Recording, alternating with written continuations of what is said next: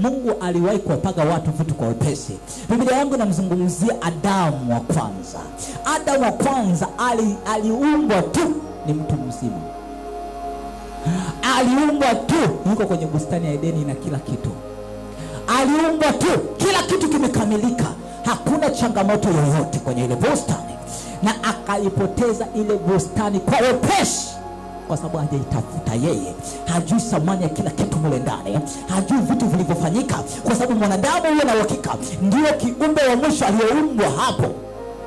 Mungu alikuwa shaumba miti, Mungu alikuwa shaumba wanyama, Mungu alikuwa shaumba mito, Mungu alikuwa shaumba na bahari, kila kitu, kwa sababu Adamu kuwepo kwenye uumbaji. Kwa hajui Mungu ilimgharimu kiasi gani kutengeneza kitu kimoja. Kwa alivyoingizwa mule ndani, hakujua namna ya kutunza ile bustani, hakujua namna ya kutembea kwenye ile bustani. That why watu ambao Mungu anaweza kuwabariki ndoa kwa haraka, na unakuta yuko tayari kuiharibu ile ndoa, yuko tayari kuvunja ile ndoa, yuko tayari kuharibu pale, yuko tayari kufanya chochote.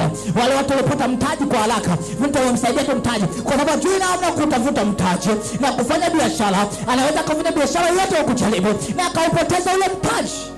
Sijui kama kuna mtu ananielewa. Ndio baba. Adamu akapoteza bustani kwa kutokumtii Mungu, kwa sababu hajui gharama ya kuirejesha ile bustani. Hajui gharama ambayo imkosti Mungu kutengeneza bustani.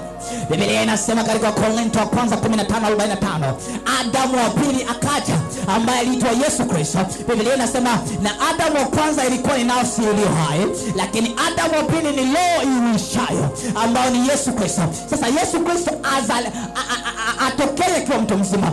Adamu wa kwanza alizaliwa tayari ana meno, alizaliwa tayari, yani Mungu alimuumba tayari amekamilika kila kitu. Mungu akasema hapana, huyo kujua process ambazo mimi nazitumia. Huyo Adamu wa pili Yesu Kristo atazaliwa na mwanamke, aone mwanamke anavyoteseka kwa sababu uchungu, atashuhudia, atatambaa chini ili aone tabu na galawa ya kukuza mtoto. Atafanya hivi, akapita kwenye process zote za wanadamu. Aliumia kama wewe, aliteseka kama wewe, akaiona dhambi inavyowatesa watu, akaona gharama, akaona magonjwa yanavyoua watu, na baadaye akaja akatukomboa, na baadaye akaja akashinda.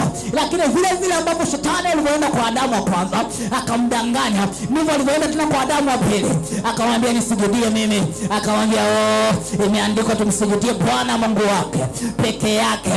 Akajaribu kumwambia nitakupa hizo mali zote, akakataa kila kitu, kumuonesha kuwa mimi najua thamani ya yule aliyenituma, ninajua thamani ya yule Mungu ambaye ameniagiza.